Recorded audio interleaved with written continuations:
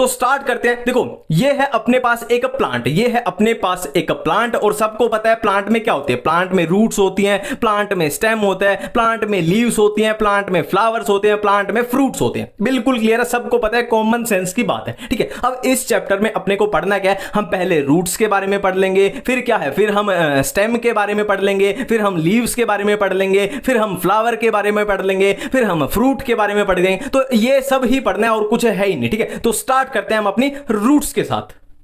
तो स्टार्ट करने वाले हम रूट्स के साथ। देखो एक चीज मैं हमेशा बोलता हूं कि अगर आपने किसी भी टॉपिक की डिवीजन अच्छी कर ली तो समझ लो आधा काम आपका वहीं खत्म हो जाता है। तो कुछ ऐसी ही डिवीजन की है मैंने रूट्स की, है ना। एनसीईआरटी की एक एक वर्ड, एक एक लाइन भी कवर होगी और चीजें बिल्कुल आसानी से समझ भी आएंगी। देखो रूट्स की अराइज होने की दो पॉसिबिलिटी है, या तो रूट से रेडिकल से अराइज होगी या रेडिकल से अराइज नहीं होगी। अब ये रेडिकल क्या होता है चैप्टर में आगे आ जाएगा, अभी सिर्फ इतना याद रखो, R for roots, R for radical, ठीक है। रूट्स के अराइज होने की दो पॉसिबिलिटी, या तो रूट से रेडिकल से अराइज होंगी या रेडिकल से अराइज नहीं होंगी। बिल्कुल सिंपल है, यहां तक बिल्कुल क्लियर है। अब देखो जो रूट से रेडिकल से अराइज होंगी वो क्या बना देंगी, वो बना देंगी प्राइमरी रूट, वो बना देंगी प्राइमरी रूट। अब इस प्राइमरी रूट के पास भी दो पॉसिबिलिटी बनती है, या तो ये प्राइमरी रूट क्या बना दे, डिवाइड फर्दर डिफरेंशिएट होके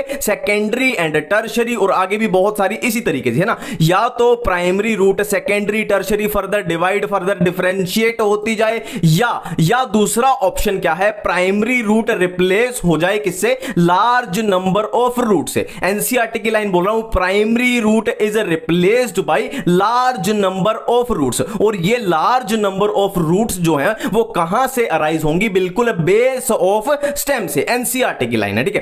तो प्राइमरी रूट अगर सेकेंडरी टर्शरी इनमें डिफरेंशिएट हो जाती है तो उसको बोलते हैं टैप रूट, उसको बोलते हैं टैप रूट, जो किसमें पाई जाती है, मस्टर्ड में पाई जाती है। बिल्कुल क्लियर है, ठीक है। और ये आपको भूल जाए तो ऐसे याद रखना, T4 क्या होता है, तलना। T4 होता है तलना, जैसे समोसे तलना, पकोड़े तलना, तो हम समोसे किस में तलते हैं, मस्टर्ड यानी सरसों के तेल में। बिल्कुल क्लियर है, ठीक है। नेक्स्ट है ये, अगर प्राइमरी रूट रिप्लेस हो जाए लार्ज नंबर ऑफ रूट से तो उसको बोलते हैं फाइब्रस रूट, उसको बोलते हैं फाइब्रस रूट। और ये किस में होती है, वीट में होती है। एनसीईआरटी के एग्जांपल टू एग्जांपल चल रहे हैं। अब वीट देखो, गेहूं, वीट मतलब गेहूं, और गेहूं का बनता है आटा। आपने टीवी में ऐड भी देखी होगी, जो आटा की ऐड आती है कि हमारे आटे में, हमारे गेहूं में फाइबर ज्यादा है ना, तो गेहूं में क्या होता है, फाइबर होता है। फाइब्रस रूट का एग्जांपल वीट है ना। और इधर जो रूट रेडिकल से अराइज नहीं होंगी, मतलब अदर देन रेडिकल से अराइज होंगी, उनको बोल देंगे एडवेंटिशियस रूट, है ना। और ये किसमें होती है, देखो इसका सिंपल सा एग्जांपल, मैं सिंपल सा इसकी ट्रिक बताता हूं कि giant monster on banyan tree, मतलब बनियान ट्री पे जाइंट मॉन्स्टर बैठा था। Giant monster on banyan tree, giant मतलब ग्रास और मॉन्स्टर मतलब मॉन्स्टेरा, और बनियान ट्री तो बनियान ट्री। देखो बिल्कुल आराम से चलेंगे, स्लो चलेंगे, पर एक एक चीज को साथ साथ में बिल्कुल याद करते हुए चलेंगे, बिल्कुल याद करते हुए ना, कोई दिक्कत नहीं है, कोई जल्दी नहीं है, एक एक चीज को साथ में पॉकेट में डालते हुए चलेंगे। अब देखो tap root, fibrous root, adventitious root. अब इनके एनसीईआरटी में डायग्राम दिए हैं, ये है टैप रूट का डायग्राम है। टैप रूट का देखो, ये थी वो प्राइमरी, फिर ये फर्दर सेकेंडरी टर्शरी, ये बन जाएंगी, ठीक है। बी है फाइब्रस रूट का कि ये बेस ऑफ स्टेम है, और बेस ऑफ स्टेम से मान लो ये फर्दर बहुत सारी नंबर ऑफ रूट्स निकल जाएंगी। और ये है एडवेंटिशियस रूट, मतलब जो अदर देन रेडिकल से अराइज होंगी। बिल्कुल इतनी बात क्लियर है, रूट्स में बिल्कुल क्लियर है। अब चलते हैं आगे।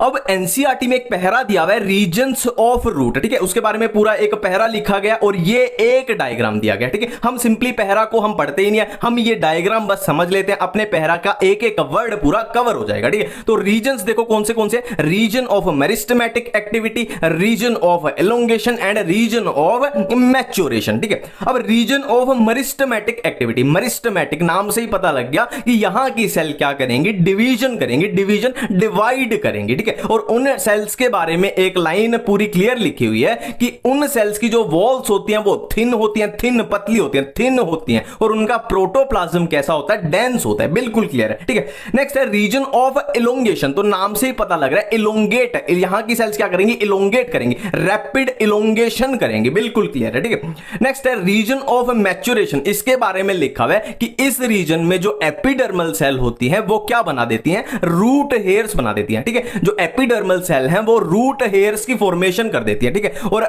रूट हेयर का काम क्या है, absorption of water and mineral, ये रूट हेयर करेंगे, ठीक है। अब यहां पे एक चीज आती है रूट कैप। रूट कैप इसको कैसे समझे, देखो मान लो ये मेरी फिंगर है और मैं ऐसे इसको मिट्टी में डाल रहा हूं, है ना, मैं इसको ऐसे मिट्टी में डाल रहा हूं, तो हो सकता है मेरी फिंगर की टिप जो है वो डैमेज हो जाए। तो मैं क्या करता हूं, प्रोटेक्शन के लिए यहां पे एक टेप लगा लेता हूं, है ना, और फिर उसको मिट्टी में डालूं तो डैमेज का खतरा कम है। तो ऐसी ही है रूट कैप। देखो रूट है, रूट क्या है, सॉयल के अंदर, मिट्टी के अंदर, जमीन के अंदर पेनिट्रेट करेगी, तो हो सकता है वो डैमेज हो जाए। तो उस डैमेज से बचाने के लिए इसके ऊपर क्या होती है, रूट कैप, ये इसको प्रोटेक्शन प्रोवाइड करती है। बिल्कुल एक एक चीज ऐसे पहरा की आप पढ़ के देख लेना, एक एक वर्ड आपका क्लियर हो रहा है, ठीक है। अब नेक्स्ट देखो, कोई आपसे पूछ ले कि रूट का फंक्शन क्या होता है, रूट का फंक्शन, तो ये तो कॉमन सेंस की बात है कि रूट क्या करती है, रूट्स क्या करती हैं, जमीन से पानी को सोखती हैं प्लांट के लिए, है ना, absorption and conduction of water, ठीक है, एनसीईआरटी की लाइन है। और एक रूट्स का फंक्शन आपको याद रखना है, सिंथेसिस ऑफ पीजीआर यानी प्लांट ग्रोथ रेगुलेटर, ये आपको याद रखना है, ठीक है। तो ये तो है बेसिक नॉर्मल जो टिपिकल सिचुएशन है, बट कुछ जगह पे, कुछ केसेस में क्या होता है, रूट्स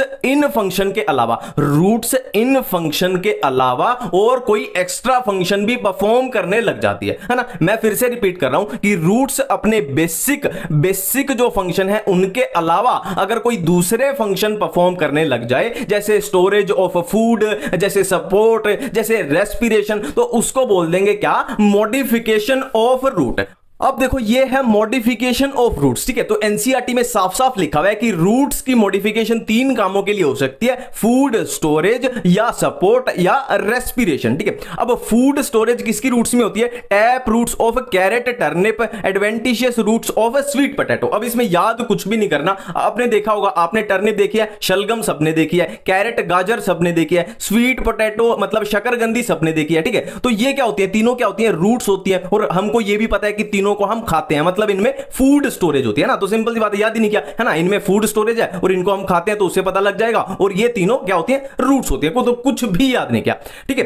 अब नेक्स्ट है सपोर्ट। सपोर्ट के एग्जांपल क्या दिए हैं, prop root of banyan tree, stilt root of maize या शुगर केन। अब इसमें भी कुछ याद नहीं करना, आपने बनियान ट्री देखा होगा, इसमें कैसे कैसे रूट्स होती हैं, तो वो क्या होती है, प्रॉप रूट्स होती हैं। और आपने शुगर केन या मेज को भी देखा होगा, शुगर केन या मेज के आप बेस में देखना कुछ इस तरीके से रूट्स निकली होती है, वो कौन सी होती है, स्टिल्ट रूट होती है। तो अलग से देखने से ही पता लग रहा है, ये भी देखने से ही पता लग रहा है कि प्लांट को सपोर्ट प्रोवाइड कर रही है, ठीक है। नेक्स्ट है रेस्पिरेशन। इसमें क्या है, कौन सी रूट्स है, न्यूमेटोफोर। और कहां प्रेजेंट होती है, राइजोपोरा में प्रेजेंट होती है। अब यहां पे एक पॉइंट ध्यान पे रखना है आपको कि ये कौन से एरिया में होते हैं, स्वैम्पी एरिया में होता है, मतलब एक दलदल वाले एरिया में, ठीक है, दलदल वाले एरिया में। और ये एक एग्जांपल दिया हुआ है, ये एक डायग्राम दिया हुआ है किसका, न्यूमेटोफोर का रेस्पिरेशन के लिए। ऐसे जमीन से दलदल से ऐसे बाहर आ रखी है रेस्पिरेशन के लिए, ऑक्सीजन के लिए, ठीक है। और एक ये एस्पेरेगस का भी इसमें स्टोरेज ऑफ फूड में याद रखना, एस्पेरेगस में भी स्टोरेज ऑफ फूड का डायग्राम जो है वो दिया गया है। अब हम रूट्स के बाद बात करने वाले हैं स्टेम के बारे में। तो स्टेम का पहला पॉइंट तो यही है कि stem arise from plumule of embryo, ठीक है। हमने रूट्स में बात की थी कि नॉर्मली रूट्स क्या होती हैं, रेडिकल से अराइज करती हैं, और स्टेम कहां से, प्लूम्यूल से अराइज करता है। और प्लूम्यूल एंड रेडिकल ये सब क्या होते हैं, ये आगे जाके हम करेंगे, टेंशन मत लो, ठीक है। और स्टेम का फंक्शन क्या होता है, ये तो सबको पता है ना, बिल्कुल कॉमन सेंस है। स्टेम का फंक्शन क्या है, conduction of water and minerals, ठीक है। अब देखो स्टेम के बारे में जो भी एनसीईआरटी में दिया हुआ है उसको कवर करने के लिए मैंने एक रफ डायग्राम बनाया एक प्लांट का, है ना। इससे अपना एक एक वर्ड एनसीईआरटी का क्लियर हो जाएगा, है ना। और जो बेसिक कंफ्यूजन है, मेरे को पता है कहां पे कंफ्यूजन होती है कि नोड क्या होता है, बड क्या होता है, ये वो सारा बिल्कुल क्लियर कर देंगे, ठीक है। देखो ये है एक प्लांट। अब प्लांट में क्या होता है, प्लांट में रूट्स होती है, प्लांट में ये बीच में मैंने बनाई है ये स्टेम होती है, और क्या होता है प्लांट में लीव्स होती हैं, ये लीव्स बना दी, बिल्कुल सिंपल सी बात है, ठीक है। अब देखो जब ये स्टेम ग्रो करती है, ठीक है, देखो स्टेम ऐसे ग्रो करेगी, तो ये ग्रो करते हुए क्या करेगी, नोड्स बनाते हुए चलेगी। नोड्स जो मैंने ब्लू कलर में बनाए हैं वो है नोड्स, ठीक है। स्टेम जब ग्रो करेगी ऊपर की साइड, तो ये नोड्स की फॉर्मेशन करते हुए चलेगी, ठीक है।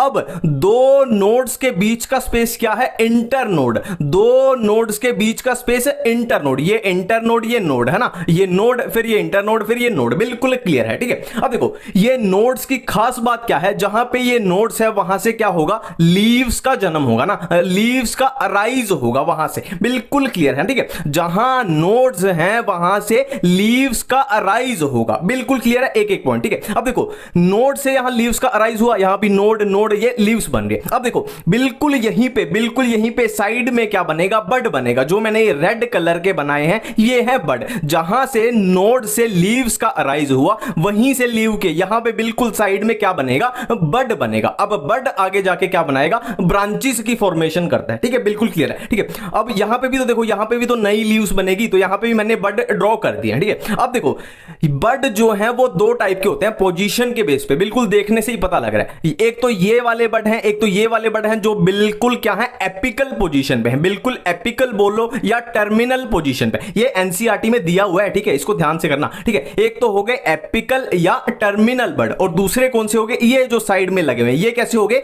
लेटरल या एक्सिलरी बड है। मैं फिर से रिपीट कर रहा हूं, एपिकल या टर्मिनल बड, और ये वाले कौन से हैं, लेटरल या एक्सिलरी बड। बिल्कुल एक एक चीज एनसीईआरटी की अपनी क्लियर है, ठीक है। अब देखो हमने स्टेम के बारे में बात की थी कि स्टेम का फंक्शन क्या होता है, नॉर्मल फंक्शन है ना, conduction of water and minerals, ठीक है। बट अगर स्टेम इस फंक्शन के अलावा भी कोई काम करने लग जाए, मतलब इसके अलावा कोई काम करने लग जाए, तो उसको क्या बोलते हैं, उसको बोलते हैं मॉडिफिकेशन ऑफ स्टेम, ठीक है, मॉडिफिकेशन ऑफ स्टेम। अब देखो स्टेम की मॉडिफिकेशन तीन तरीके से हो सकती है, underground modification, sub aerial modification and aerial modification. नाम से ही पता लग रहा है अंडरग्राउंड मतलब जमीन के नीचे, सब एरियल मतलब थोड़ा थोड़ा वो जमीन से बाहर आ रहे हैं, जमीन के अंदर भी है और थोड़ा हवा में भी है, ठीक है। और एरियल मतलब पूरे एयर में है, पूरे जमीन से बाहर हवा में है, ठीक है। तो इनको वन बाय वन अब कवर करते हैं। सबसे पहले अंडरग्राउंड स्टेम मॉडिफिकेशन, इसको कैसे याद करें, देखो इसमें ये चार अपने दिए हैं, देखो बहुत सिंपल सी ट्रिक बताऊंगा। देखो सबसे पहले टी पोट है ना, चाय का जो पोट होता है T pot, T for tuber, pot मतलब पोटैटो, मतलब ट्यूबर में आएगा पोटैटो, ठीक है। नेक्स्ट कॉइन ऑन जमीन, मतलब कॉइन मतलब क्या होता है, कॉइन मतलब होता है सिक्का है ना, 1 रुपए का सिक्का या 2 रुपए का सिक्का, वो जमीन पे पड़ा है, तो कॉइन से आया कॉर्म और जमीन से आया जमीकंद, बिल्कुल क्लियर है। नेक्स्ट है गटर, गटर वो सीवेज वाला गटर मान लो, जीटीआर गटर, ठीक है। जी से जिंजर, टी से टर्मरिक, आर से राइजोम, मतलब राइजोम में क्या आएंगे, जिंजर एंड टर्मरिक, ठीक है। ये अपनी क्या चल रही है, अंडरग्राउंड स्टेम मॉडिफिकेशन चल रही है। नेक्स्ट है बल्ब, अब इसके एग्जांपल क्या है, अनियन एंड गार्लिक। इनको याद करने की बिल्कुल भी जरूरत नहीं है, आपने देखा होगा अनियन एंड गार्लिक कैसे दिखते हैं, एक बल्ब जैसे दिखते हैं। घर में जो बल्ब लगता है ना, जो पुराने टाइम पे येलो कलर वाले बल्ब होते थे, बिल्कुल ऐसे होते थे, तो इनकी शेप ही बल्ब की जैसी है, इसीलिए इनको रखा गया बल्ब में, है ना। और कमेंट्स में याद दिला देना कि ये बल्ब मेरे को वापस भी रखने हैं, नहीं मम्मी मेरे उड़ा देंगे। नेक्स्ट है सब एरियल मॉडिफिकेशन, ठीक है। कौन से आते हैं इसमें, रनर, स्टोलोन, सकर, ऑफसेट, ठीक है। पहले इनके एग्जांपल्स को याद करने की छोटी छोटी ट्रिक्स कर लेते हैं, सिंपल सिंपल, ठीक है। देखो रनर, रनर मतलब भागना, भागना कहां पे है, ग्रास पे, मतलब घास पे भागना है। और क्या खा के, स्ट्रॉबेरी खा के, स्ट्रॉबेरी खा के ग्रास यानी घास पे भागना है। रनर के हो गए grass, strawberry. Next stolon, stolon से याद आ जाएगा स्टोल मतलब चुराया, चुराया क्या चुराया, मिंट यानी पुदीना चुराया। किसने चुराया, जैस्मिन ने, तो जैस्मिन ने पुदीना चुराया, जैस्मिन मिंट स्टोलोन, बिल्कुल क्लियर है। नेक्स्ट है देखो बनाना शेक बना देना, है ना, क्या करो बनाना शेक बना दो। अब हमें पता है बनाना शेक जो होता है वो पीने की चीज होता है, वो चबाने की चीज नहीं होता। बनाना शेक से याद आया बनाना, है ना, और पीने की चीज से याद आया पाइनएप्पल, और वो चबाने की मतलब क्राइसेंथेमम, सी फॉर चबाना, सी फॉर क्राइसेंथेमम, है ना, उसको हम चबा नहीं सकते, उसको क्या करना पड़ेगा, स्ट्रॉ से, है ना, वो होती है ना स्ट्रॉ से सक करना पड़ेगा। बनाना शेक पीने की चीज नहीं है, चबाने की चीज है, तो उसको स्ट्रॉ से सक करना पड़ेगा, ठीक है। नेक्स्ट है ऑफसेट, ऑफसेट तो आप सिंपली आइशोर्निया तो सबने देखा ही होता है, और पिस्टिया भी आप एक बार गूगल पे भर के देखना। देखो ऑफसेट में क्या होती है, रोजेट हैबिट होती है, rosette habit. Rosette habit simply क्या होता है, आपने रोज देखा है, रोज का फ्लावर,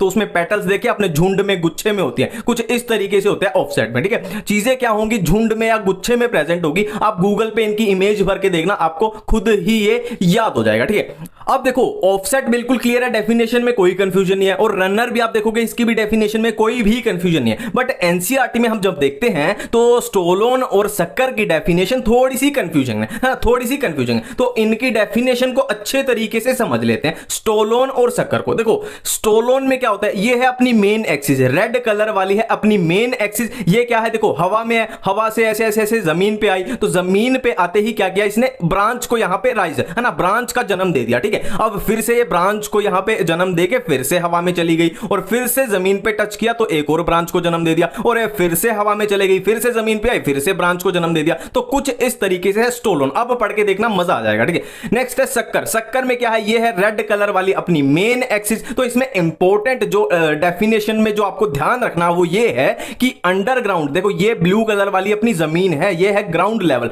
तो ग्राउंड से नीचे ही इसमें ब्रांच निकल जाती है, ठीक है। मैं फिर से रिपीट कर रहा हूं कि ये है अपनी मेन एक्सिस, और शक्कर में क्या होता है, मेन एक्सिस से ग्राउंड के नीचे ही क्या है, ब्रांच का जन्म हो जाता है। अब ये branch grow grow grow grow grow करके जमीन से बाहर आएंगी और अपना आगे ग्रो करती रहेंगी। बिल्कुल क्लियर है, ठीक है। अब लास्ट में आता है एरियल मॉडिफिकेशन। एरियल मॉडिफिकेशन, ठीक है, इसमें क्या क्या हो सकता है, टेंड्रिल्स हो सकते हैं, इसमें थॉर्न्स हो सकते हैं, इसमें फाइलोक्लेड हो सकते हैं, ठीक है। अब टेंड्रिल्स बिल्कुल भी याद करने की जरूरत नहीं है, सबने ककंबर, खीरा, पंपकिन, कद्दू, वाटरमेलन, तरबूज, ग्रेप वाइन्स, अंगूर, इन सब की आपने देखा होगी, इनकी बेल होती है ना, बेल होती है, इनके कोई पेड़ नहीं होते, इनकी बेल होती है, तो उनमें टेंड्रिल्स आपको देखने को मिल ही जाएंगे, कॉमन सेंस की बात है। और थॉर्न्स, साइट्रस हो गया, बोगनविलिया हो गया। साइट्रस क्या है, नींबू का पेड़ लगा लो, उसमें कांटे होते हैं, थॉर्न्स होते हैं, तो ये भी कोई याद करने वाली बात नहीं है। बोगनविलिया भी अगर आपने नहीं देखा, वैसे तो देखा ही होगा सबने, पर नहीं देखा तो आप गूगल पे भर के देखोगे ना, तो आपको पता लग जाएगा कि आपने एक्चुअली देखा हुआ है, और इसमें भी कांटे प्रेजेंट होते हैं। और फाइलोक्लेड, वैसे फाइलोक्लेड जो वर्ड है वो एनसीईआरटी में नहीं लिखा हुआ, पर फिर भी आपको ये याद रखना है।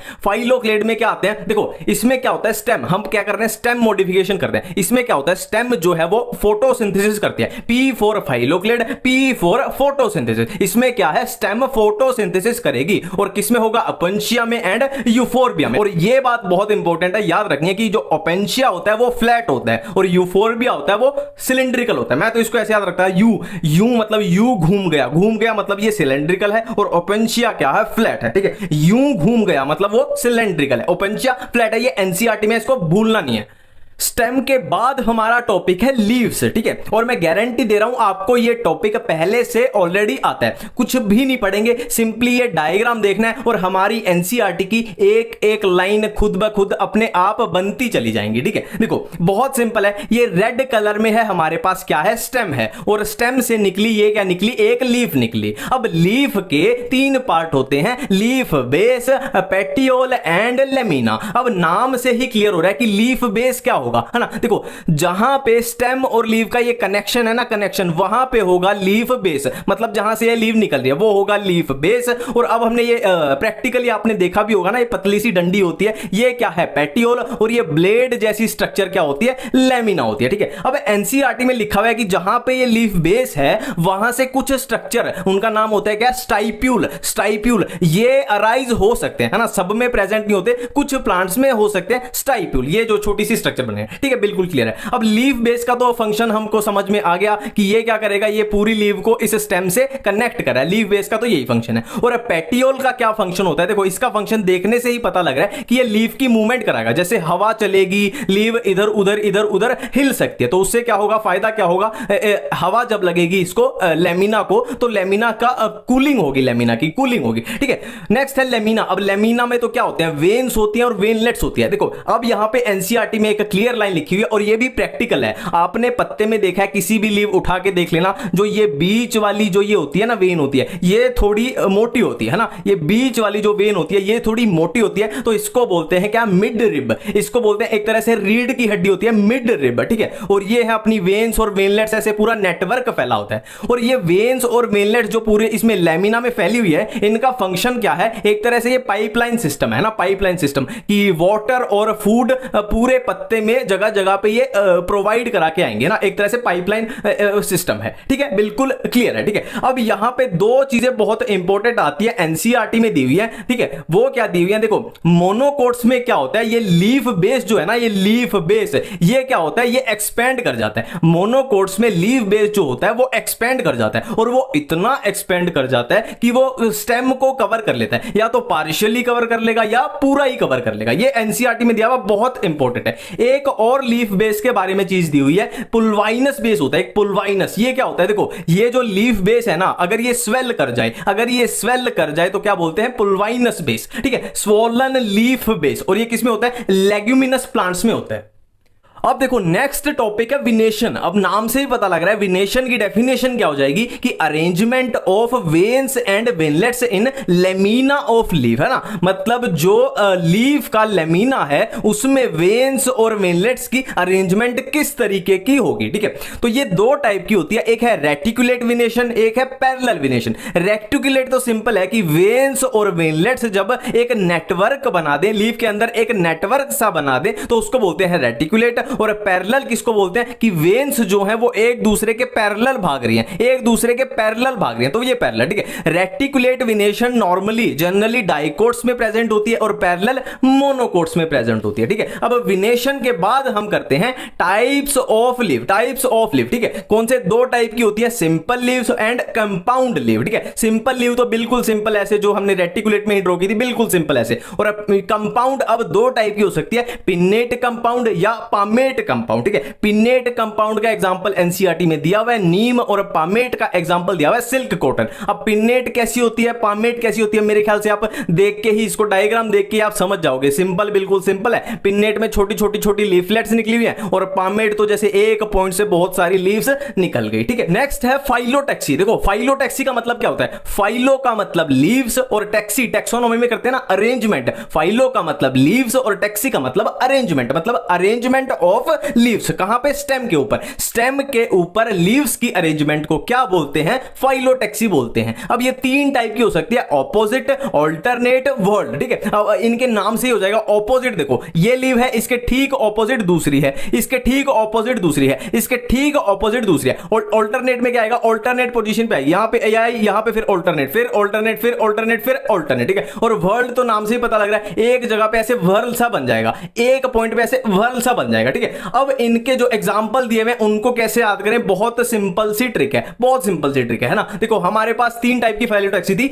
एक ऑल्टरनेट, एक ऑपोजिट और एक वर्ल्ड, ठीक है। तो सबसे पहली ट्रिक है, देखो हमें पता है चाइना जो है वो डुप्लीकेट प्रोडक्ट बनाता है, मतलब जो भी ओरिजिनल प्रोडक्ट है उसका एक सस्ता ऑल्टरनेट बना देता है, एक डुप्लीकेट, ठीक है। तो चाइना मेड सस्ते ऑल्टरनेट्स, ठीक है। चाइना से चाइना रोज, मेड से मस्टर्ड, सस्ते से सनफ्लावर और ऑल्टरनेट से ऑल्टरनेट फाइलोटैक्सी। नेक्स्ट है, देखो आप जब डीएनए पढ़ते हो ए टी जी सी, तो जी के ऑपोजिट क्या होता है, सी होता है। जी के ऑपोजिट सी, है ना। ऑपोजिट मतलब ऑपोजिट फाइलोटैक्सी, और जी से गवावा और सी से कैलोट्रोपिस। नेक्स्ट है व्हील ऑफ एल्यूमिनियम। एल्यूमिनियम का व्हील, है ना, आपने देखा एरोप्लेन्स में क्या होता है, जो व्हील होते हैं वो एल्यूमिनियम के होते हैं, ठीक है। व्हील से वर्ल्ड मतलब वर्ल्ड फाइलोटैक्सी किसमें होते हैं, एल्यूमिनियम से याद आ जाएगा, एल्स्टोनिया में होती है, ठीक है।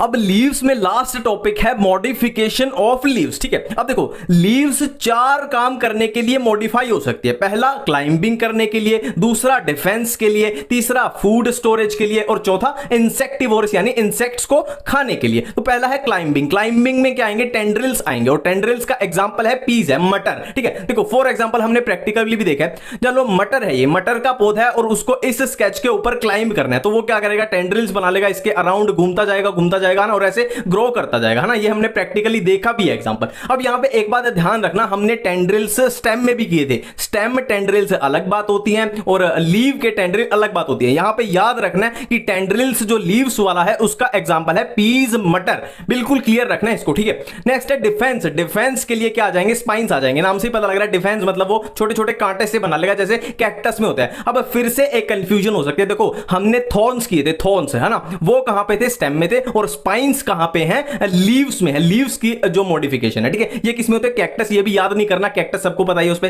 कांटे से होते हैं, ठीक है। नेक्स्ट है फूड स्टोरेज। फूड स्टोरेज में क्या है, फ्लैशी लीव्स होती है, फ्लैशी लीव्स, है ना। आपने प्याज देखा होगा, प्याज देखा है, उसमें क्या होती है, आप प्याज जब छीलते हो तो वो लीव्स ही उतरती है ना, पत्तियां सी उसकी उतरती जाती है, तो वो लीव्स ही होती है, फ्लैशी लीव, जो फूड स्टोरेज का काम करती है। और इसका एग्जांपल है गार्लिक। अनियन जनरली क्या है, गार्लिक के साथ ही रहता है, ठीक है। नेक्स्ट है इंसेक्टिवोरस की, इंसेक्ट्स को खाने के लिए, इंसेक्ट्स को कैप्चर करने के लिए लीव्स मॉडिफाई हो जाती है। और ये इसमें क्या लिखा हुआ है, एनसीईआरटी में एग्जांपल लिखे हैं, pitcher plant and Venus fly trap, Venus fly trap and pitcher plant. Flower के बारे में बात करने से पहले हम थोड़ी सी बात करेंगे इनफ्लोरेसेंस के बारे में। देखो इतना सा ही एनसीईआरटी में बस दिया हुआ है। देखो इनफ्लोरेसेंस होता क्या है, इसकी सिंपल सी डेफिनेशन है कि arrangement of flowers on floral axis. मैं एक बार फिर से रिपीट कर देता हूं, इनफ्लोरेसेंस क्या होता है, arrangement of flowers on floral axis. बिल्कुल बिल्कुल सिंपल है। अब ये दो टाइप की होती है, रेसमोस और साइमोस। अब रेसमोस में कैसा ऑर्डर होता है, एक्रोपेटल ऑर्डर को फॉलो करते हैं, और साइमोस में फ्लावर बेसिपेटल ऑर्डर को फॉलो करते हैं। अब ये क्या है, देखो इसको सिंपल, आप इनमें कंफ्यूज मत होना, मैं ट्रिक भी बता दूंगा इसको याद करने की। देखो A for acropetal, A for आगे बढ़ना, मैं फिर से रिपीट कर रहा हूं, A for acropetal, A for आगे बढ़ना, मतलब रेसमोस इन्फ्लोरेसेंस में क्या होगी, जो मेन एक्सिस होगी वो आगे बढ़ती जाएगी, मेन एक्सिस, ठीक है। जो पुराने फ्लावर हैं वो नीचे हैं, फिर उससे नए, फिर उससे नए, फिर उससे नए, ऐसे मेन एक्सिस आगे बढ़ती जाएगी। और साइमोस में बेसिपेटल इसके ऑपोजिट हो जाएगा कि जो मेन एक्सिस है वो फ्लावर में जाके टर्मिनेट हो जाएगी ना, ये सबसे ओल्ड फ्लावर, फिर ये नए फ्लावर जो है ये नीचे आ रहे हैं ना, ये फ्लावर बन गया और यहां पे ये खत्म होगी मेन एक्सिस। बिल्कुल सिंपल है। तो हम स्टार्ट करने वाले हैं फ्लावर के साथ, ठीक है। देखो मैं अपनी एक बात फिर से रिपीट करता हूं कि अगर आप किसी भी टॉपिक की डिवीजन अच्छी कर लेते हो तो समझ लो आपका 50% काम वहीं खत्म हो गया। तो इसी टाइप की डिवीजन करेंगे कि एनसीईआरटी की एक एक लाइन भी कवर हो और चीजें बिल्कुल साफ साफ क्लियर समझ भी आए, ठीक है। देखो अगर हम किसी फ्लावर की बात करें तो एक फ्लावर में 4 वर्ल्स होते हैं, 4 वर्ल्स होते हैं। अब ये वर्ल क्या होता है, देखो इससे समझो, ये एक गुलदस्ते में से मैंने ऐसे काट दिया, देखो ये जो है ये मान लो है x, ये भी x, ये भी x, ये भी x, ये भी x, ठीक है। तो ये अकेला जब है तो ये है x, और ये ऐसे अरेंजमेंट, ये ऐसे अरेंजमेंट में प्रेजेंट है तो ये क्या हो जाएगा, x का वर्ल। ये पूरा क्या हो जाएगा, इस पूरे ग्रीन पार्ट को मिला के क्या बोल देंगे, x का वर्ल। बिल्कुल क्लियर है ये बात। तो ये होता है वर्ल। अब किसी फ्लावर में 4 वर्ल प्रेजेंट होते हैं, 2 कैसे होते हैं, एक्सेसरी वर्ल्स, और 2 कैसे होते हैं, रिप्रोडक्टिव वर्ल्स। अब एक्सेसरी वर्ल्स में क्या आएगा, कैलाइक्स और कोरोला, ठीक है। अब देखो मैंने क्या बोला था, ये पूरा ग्रीन पार्ट एक वर्ल है, ये एक पूरा वर्ल है, और ये सिंगल को क्या बोलेंगे हम, एक्स। मतलब ये ग्रीन जो वर्ल है वो एक्स से मिलके बना है, ठीक है। ऐसे ही कैलाइक्स जो वर्ल है वो किससे मिलके बना है, सेपल्स से मिलके बना है, ठीक है। ऐसे ही कोरोला जो वर्ल है वो किससे मिलके बना है, वो पेटल्स से मिलके बना है, ठीक है। और रिप्रोडक्टिव वर्ल्स की बात करें तो 2 आएंगे, एंड्रोशियम और गाइनोशियम, ठीक है। अब एंड्रोशियम किससे मिलके बना है, स्टेमन से मिलके बना है, और गाइनोशियम किससे मिलके बना है, कार्पल से मिलके बना है, ठीक है। अब यहां पे एक छोटी छोटी चीजें मैं आपको बता दूं कि एक वर्ड आता है पेडिसल, देखो इसी से समझ लेते हैं। ये जो है ना, ये है पेडिसल, ये आगे थोड़ा सा और इसको बढ़ा लो चाहे, ये है पेडिसल, और जो ये है जहां से ये वर्ल अटैच हो रहे हैं, ये है थोड़ा सा मोटा सा पार्ट, ये है थैलेमस, ठीक है। ये पेडिसल, ये थैलेमस, और यहां पे अपने क्या आ जाएंगे, अपने ये फ्लावर के 4 वर्ल आ जाएंगे, है ना। 4 वर्ल कौन से, कैलाइक्स, कोरोला, एंड्रोशियम, गाइनोशियम, है ना। एक एक चीज को आराम से रिपीट करते हुए चलेंगे, रिवाइज करते चलेंगे कि साथ में ही अपना याद करके जाएं, और कहां पे चीजें रिपीट कर रही हैं वो मेरे को अच्छे से पता है, ठीक है। और कैलाइक्स और कोरोला कैसे हैं, एक्सेसरी वर्ल्स हैं, एंड्रोशियम गाइनोशियम रिप्रोडक्टिव वर्ल है। कैलाइक्स के मेंबर क्या है, सेपल्स, कोरोला के मेंबर्स क्या है, पेटल्स, एंड्रोशियम के स्टेमन्स, और गाइनोशियम के कार्पल्स। एक एक बात क्लियर है। अब हम चलते हैं आगे। अब एक बहुत इंपॉर्टेंट एनसीईआरटी में लिखा हुआ है पेरियंथ। ये पेरियंथ क्या होता है, देखो हमने कैलाइक्स किया, हमने कोरोला किया, अलग अलग होते हैं, ठीक है। पर जैसे कुछ फ्लावर, जैसे कि लिली में क्या होता है कि कैलाइक्स और कोरोला के बीच में डिफरेंशिएट करना मुश्किल हो जाता है कि कौन सा कैलाइक्स है कौन सा कोरोला है ना। तो उसके लिए दोनों के लिए कौन सी टर्म यूज कर देते हैं, पेरियंथ हम यूज कर देते हैं। किसमें होता है, लिलिएसी फैमिली में होता है, लिली फ्लावर्स।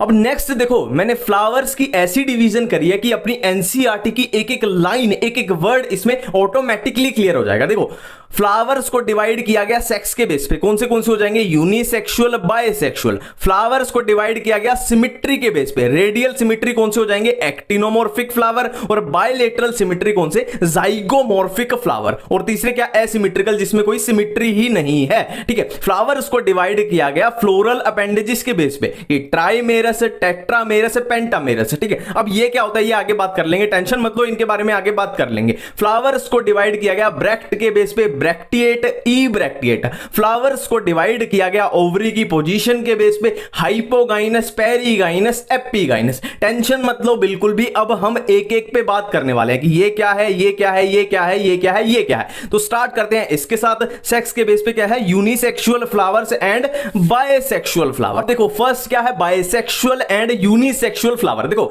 नाम से ही पता लग रहा है बायसेक्सुअल, बाय मतलब दोनों, मतलब फीमेल पार्ट यानी गाइनोइशियम और मेल पार्ट यानी एंड्रोइशियम, दोनों क्या होंगे, एक ही फ्लावर में होंगे, ठीक है। और यूनिसेक्सुअल फ्लावर, यूनि मतलब एक, मतलब गाइनोइशियम मतलब फीमेल फ्लावर अलग होगा और एंड्रोइशियम यानी मेल फ्लावर अलग होगा। ये तो नाम से ही हो गया, ठीक है। अब नेक्स्ट अपनी उस पे चलते हैं सिमिट्री के बेस पे। सिमिट्री के बेस पे देखो रेडियल सिमिट्री जिसमें होंगी वो कैसे होंगे, एक्टिनोमॉर्फिक फ्लावर, और बाइलेटरल सिमिट्री जिसमें होंगी वो होंगे जाइगोमॉर्फिक फ्लावर, और जिनमें सिमिट्री एब्सेंट होगी वो होंगे एसिमेट्रिकल। और इनके एग्जांपल एनसीईआरटी में क्लियरली लिखे हुए, एक्टिनोमॉर्फिक कौन से, मस्टर्ड, दतूरा, चिली, जाइगोमॉर्फिक कौन से, पी, बीन, गुलमोहर, केशिया, और एसिमेट्रिकल कौन से, कैना, एसिमेट्रिकल कौन से, कैना, ठीक है। अब देखो ट्राइमेरस, टेट्रामेरस, पेंटामेरस, ये क्या है, देखो ट्राई मतलब तीन, मतलब जहां पे चीजें तीन या तीन के मल्टीपल होंगी। टेट्रा मतलब चार, मतलब जहां पे चीजें चार या चार के मल्टीपल होंगी। पेंटा मतलब पांच, मतलब जहां पे चीजें पांच या पांच के मल्टीपल होंगी। अब देखो इसको ऐसे समझते हैं, मान लो मैं हूं, मेरे तीन हाथ हो जाएं, तीन पैर हो जाएं और तीन का मल्टीपल ही ले लो, मेरी 6 आंखें हो जाएं, 6 कान हो जाएं, तो मैं क्या हो जाऊंगा, ट्राइमेरस हो जाऊंगा, ठीक है। नेक्स्ट एग्जांपल मान लो आप हो, आपके 4 हाथ हो जाएं और 4 का मल्टीपल यानी 8 आपके पैर हो जाएं, है ना, और आपके 16 आपकी आंखें हो जाएं, तो आप क्या हो जाओगे, टेट्रामेरस। ऐसे ही पेंटामेरस, ठीक है। ये तो मैंने एग्जांपल दिया, हमारे हाथ पैर ये हमारे पार्ट हैं, ठीक है। और प्लांट में क्या हो जाएंगे, वही सेपल्स पेटल्स, है ना, सेपल्स पेटल्स को बस हाथ पैर से रिप्लेस कर देना, इतनी सी बात है बस। नेक्स्ट है फ्लावर, क्या किया था हमने, ब्रैक्टिएट और इब्रैक्टिएट। सबसे पहले ये देख लेते हैं कि ये ब्रैक्ट क्या होता है। ब्रैक्ट क्या होता है, देखो ब्रैक्ट होता है reduced leaf at the base of pedicel. Pedicel हमने किया था ना, पेडिसल और थैलेमस क्या होता है, ठीक है। मैं ब्रैक्ट की डेफिनेशन बोलने जा रहा हूं जो एनसीईआरटी में लिखी हुई है कि ब्रैक्ट क्या होता है, reduced leaf at the base of pedicel, ठीक है। अब जिस फ्लावर में ये ब्रैक्ट प्रेजेंट होगा वो हो जाएगा ब्रैक्टिएट फ्लावर, और जिस फ्लावर में ये ब्रैक्ट एब्सेंट होगा वो हो जाएगा इब्रैक्टिएट फ्लावर, ठीक है। अब नेक्स्ट देखो फ्लावर हाइपोगाइनस भी हो सकता है, फ्लावर पेरीगाइनस भी हो सकता है, फ्लावर एपीगाइनस भी हो सकता है। इसको बिल्कुल भी याद नहीं करना है, बिल्कुल भी रटना नहीं है, इसके नाम में ही सब कुछ छुपा हुआ है। देखो हाइपो, हाइपो मतलब नीचे, गाइनस मतलब गाइनोइशियम, मतलब बाकी के जो फ्लावर के पार्ट्स होंगे वो गाइनोइशियम के नीचे होंगे, गाइनोइशियम के नीचे, मतलब गाइनोइशियम क्या होगी, ऊपर होगी। तो इसमें ओवरी कैसी हो जाएगी, सुपीरियर, क्योंकि गाइनोइशियम ऊपर है तो ओवरी कैसी हो गई, सुपीरियर होगी, है ना। रिवर्स करना है कहीं ना कहीं, यहां पे हाइपो दिखे तो ओवरी को सुपीरियर कर देना है, ठीक है। नेक्स्ट है पेरीगाइनस, पेरी मतलब एट द सेम लेवल, और गाइनस मतलब गाइनोइशियम, मतलब बाकी के फ्लावर के पार्ट और गाइनोइशियम लगभग सेम लेवल पे होंगे, तो इसमें ओवरी कैसी होगी, हाफ इंफीरियर। नेक्स्ट है एपीगाइनस, एपी मतलब ऊपर, गाइनस मतलब गाइनोइशियम, मतलब बाकी के जो फ्लावर के पार्ट होंगे वो गाइनोइशियम के ऊपर होंगे, और इसमें तो क्या होता है, थैलेमस है ना, पूरा गाइनोइशियम को एनक्लोज्ड कर लेता है, ठीक है। और इसमें फिर देखो एपी बाकी के ऊपर है तो क्या है, ओवरी अपनी नीचे हो गई, तो ओवरी नीचे है तो इंफीरियर हो जाएगी। फिर से मैं बोल रहा हूं इनको ऑपोजिट करके पढ़ना कि यहां पे हाइपो आ रहा है तो ओवरी सुपीरियर, यहां पे एपी आ रहा है तो ओवरी इंफीरियर, ठीक है। अब नेक्स्ट मेन टास्क आता है इनके एग्जांपल्स को याद करना। देखो बहुत सिंपल सी ट्रिक है, किसी भी क्लास में 3 टाइप के स्टूडेंट होते हैं, 3 टाइप के, सुपीरियर स्टूडेंट जो हमेशा 24 घंटे पढ़ते रहते हैं, है ना, और एक होते हैं हाफ इंफीरियर जो सिर्फ पेपरों के टाइम पढ़ते हैं, जो सिर्फ पेपरों के टाइम पढ़ते हैं, बाकी टाइम मस्ती करते हैं, और एक होते हैं इंफीरियर मेरे जैसे, है ना, जो कुछ भी हो जाए वो पढ़ते ही नहीं है, कुछ भी पेपर आ जाए, एग्जाम आ जाए, कुछ भी हो जाए वो पढ़ते ही नहीं है, वो होंगे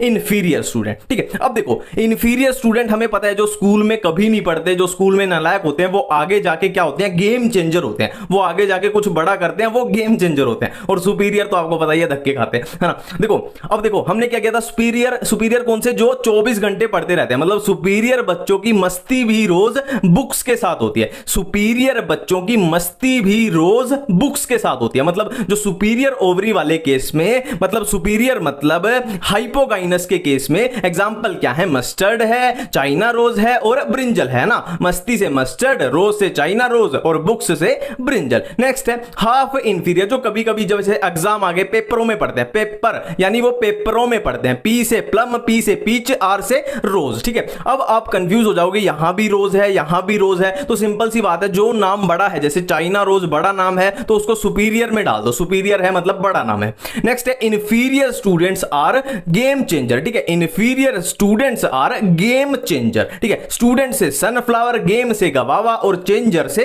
ककंबर, ठीक है।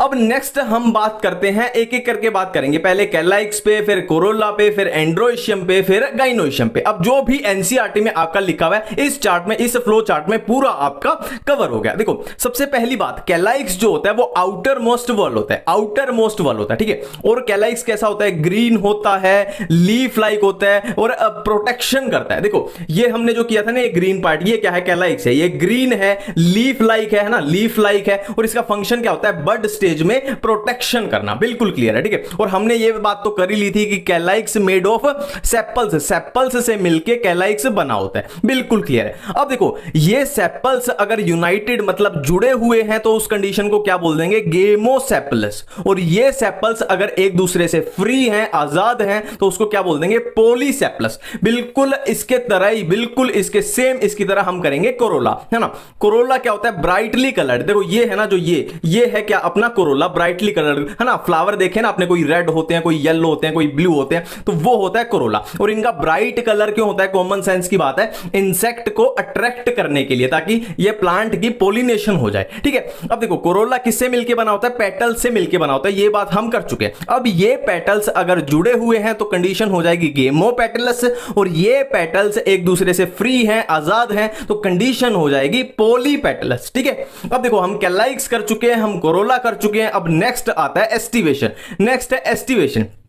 एस्टिवेशन क्या है, अरेंजमेंट ऑफ सेपल्स और petals with respect to other, ठीक है, with respect to each other, ठीक है, इन सेम वॉल। मतलब क्या है कि मान लो कैलाइक्स है, अब कैलाइक्स में क्या होते हैं, सेपल्स होते हैं। अब सेपल्स की आपस में कैसी अरेंजमेंट है उसको हम क्या बोलते हैं, एस्टिवेशन, ठीक है। तो ये कितने टाइप के हो सकते हैं, मेनली आपको यही याद रखनी है बस, ये एनसीईआरटी के ही डायग्राम है, वेलवेट, ट्विस्टेड, इम्ब्रिकेट और वेक्सिलरी, ठीक है। अब देखो इसमें क्या है, वेलवेट में क्या है, देखो सिंपल है, डायग्राम देखने से ही पता लग रहा है, एक दूसरे को कोई भी, ये मान लो सेपल्स हैं, एक दूसरे को कोई भी सेपल ओवरलैप नहीं कर रहा, ओवरलैप नहीं कर रहा। नेक्स्ट आते हैं ट्विस्टेड पे। देखो ये आया एक सेपल, फिर दूसरे ने इसको ओवरलैप कर दिया, फिर अगले ने उसको ओवरलैप कर दिया, फिर अगले ने उसको ओवरलैप कर दिया, मतलब एक मैनर में एक दूसरे को ओवरलैप करते जा रहे हैं, ठीक है। और अगर इम्ब्रिकेट में बात करें तो इसमें भी ओवरलैपिंग तो हो रही है, पर एक डायरेक्शन में नहीं हो रही। जैसे इसमें एक डायरेक्शन थी कि इसने ओवरलैप किया, फिर इसको किया, फिर इसको किया, फिर इसको किया, पर इसमें कोई डायरेक्शन नहीं है, कोई भी किसी को कहीं भी ओवरलैप कर रहा है इम्ब्रिकेट में, ठीक है। और वेक्सिलरी कुछ इस तरीके का होता है, इसके पार्ट सुन लो। देखो ये है वेक्सिलम, ये ऊपर क्या है, वेक्सिलम, और ये क्या है, विंग्स, ये दो क्या है, विंग्स, और नीचे क्या होता है, कील और कराइना। मैं रिपीट कर देता हूं, ये है वेक्सिलम, ये है विंग्स, और ये है कील और कराइना, ठीक है। अब यहां मेन टास्क आता है एस्टिवेशन के एग्जांपल्स को याद करना। देखो अपने पास एस्टिवेशन कितने टाइप की आई, वेलवेट, ट्विस्टेड, इम्ब्रिकेट और वेक्सिलरी। अब इनके एग्जांपल्स को कैसे याद करें, सबसे पहले वेलवेट। देखो वेलवेट जो वर्ड है उसमें एल्यूमिनियम आ रहा है, एल्यूमिनियम आ रहा है, तो इसका एग्जांपल एनसीईआरटी में क्या है, कैलोट्रोपिस। तो कैलोट्रोपिस में भी क्या आ रहा है, एल्यूमिनियम आ रहा है, सीधा सीधा याद हो गया, ठीक है। अब यहां पे आप बोल सकते हो कि ब्रिंजल में भी तो एल्यूमिनियम आ रहा है, तो उसका क्या करेंगे, तो टेंशन मत लो, ब्रिंजल भी वेलवेट में ही आता है, आपका ये कंफ्यूजन नहीं होगी, ठीक है। नेक्स्ट है देखो चाइनीज भिंडी। चाइनीज भिंडी जो होती है वो सॉफ्ट एंड ट्विस्टेड होती है। चाइनीज भिंडी जो होती हैं वो सॉफ्ट एंड ट्विस्टेड होती है। चाइनीज से आया चाइना रोज, भिंडी यानी लेडी फिंगर, सॉफ्ट से याद आ जाएगा कॉटन, और ट्विस्टेड से ट्विस्टेड। ट्विस्टेड एस्टिवेशन में क्या आएंगे, China rose, lady finger, cotton.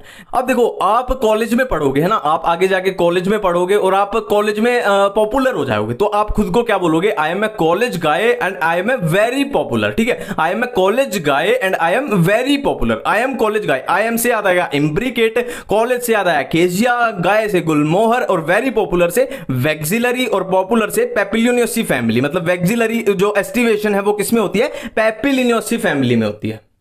अब देखो फ्लावर में हम कैलाइक्स अपना कंप्लीट कर चुके हैं, कोरोला हम अपना कंप्लीट कर चुके हैं, अब हम करेंगे एंड्रोइशियम, और एंड्रोइशियम के बाद क्या है, गाइनोइशियम, ठीक है, बिल्कुल क्लियर है। तो स्टार्ट करते हैं अपना एंड्रोइशियम। देखो हमने बात की थी एंड्रोइशियम क्या है, एक वर्ल है। एंड्रोइशियम एक रिप्रोडक्टिव वर्ल है ना, और वर्ल ये किससे मिलके बना है, जो एंड्रोइशियम वर्ल है वो किससे मिलके बना है, वो स्टेमन से मिलके बना है, बिल्कुल ये बात क्लियर है। तो एक स्टेमन कुछ ऐसा दिखता है, कुछ ऐसा दिखता है कि एक डंडी सी सी होगी, फिर ऊपर से ऐसा गोला गोला सा लगा होगा ना इस टाइप का। तो ये जो डंडी सी है इसको बोलते हैं हम फिलामेंट, और जो ऊपर वाली स्ट्रक्चर है इसको बोलते हैं एंथर। ठीक है, स्टेमन कुछ ऐसा होता है, स्टेमन में क्या होता है, जो ये लॉन्ग लॉन्ग स्ट्रक्चर होती है ये है फिलामेंट, और ऊपर वाली ये वाली स्ट्रक्चर क्या है, ये है एंथर। ठीक है, अब एंथर कैसा होता है, एंथर बायलोब्ड होता है। वैसे एंथर के बारे में हम डिटेल में +2 में वो रिप्रोडक्शन वाला चैप्टर है ना उसमें पढ़ते हैं, बाकी यहां पे इतनी सी लिखी हुई है तो यहां पे इतना देख लेते हैं। देखो एंथर कैसा होता है, बायलोब होता है, एक ये लोब हो गया और एक ये लोब हो गया। अब एक लोब के अंदर क्या होते हैं,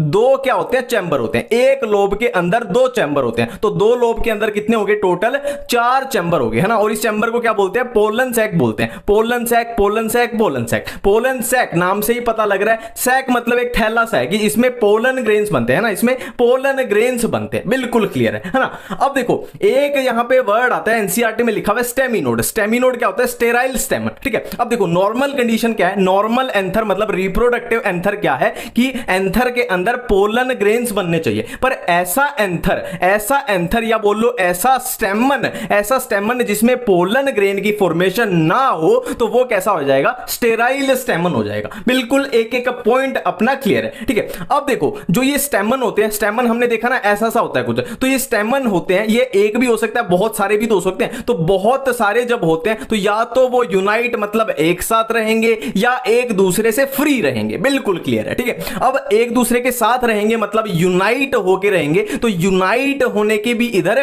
3 पॉसिबिलिटी है, 3 पॉसिबिलिटी है। ठीक है, या तो वो एक बंडल बना के रहेंगे, एक बंडल, 1 बंडल मतलब मोनोडेल्फस। ठीक है, या वो क्या है, 2 बंडल्स में रहेंगे, एक बंडल ये एक बंडल ये मतलब डायडेल्फस। ठीक है, नेक्स्ट कंडीशन है कि 2 से ज्यादा बंडल मतलब बहुत सारे बंडल्स बना के रहेंगे, तो उसको क्या बोल देंगे, नाम से ही पता लग रहा है बहुत सारे मतलब पोलियोडेल्फस। ठीक है, मोनोडेल्फस कंडीशन कहां पे, चाइना रोज में, एनसीईआरटी में दिया हुआ है ये एग्जांपल। डायडेल्फस किसमें है, पी में, और पोलियोडेल्फस किसमें है, साइट्रस में। बिल्कुल एक एक पॉइंट क्लियर। ठीक है, अब देखो ये एक बहुत इंपॉर्टेंट एनसीईआरटी में दिया हुआ है कि जो स्टेमन होते हैं, देखो ये एक स्टेमन है, ये एक स्टेमन है, ये एक स्टेमन है, बहुत सारे स्टेमन है। अब जरूरी थोड़ी है कि इन सब की लेंथ बिल्कुल इक्वल हो, है ना। हो सकता है किसी को लंबी हो सकता है कोई छोटा हो, कोई उससे लंबा कोई उससे छोटा, मतलब इनकी जो लेंथ में वो है वेरिएशन है। ठीक है, और ये किस टाइप के प्लांट्स में पाई जाती है, साल्विया में, मस्टर्ड में। ठीक है, बिल्कुल याद रखेंगे कि साल्विया और मस्टर्ड में क्या है, जो स्टेमन की लेंथ है या बोल लो कि फिलामेंट की लेंथ है, क्योंकि एंथर तो सेम ही रहेगा,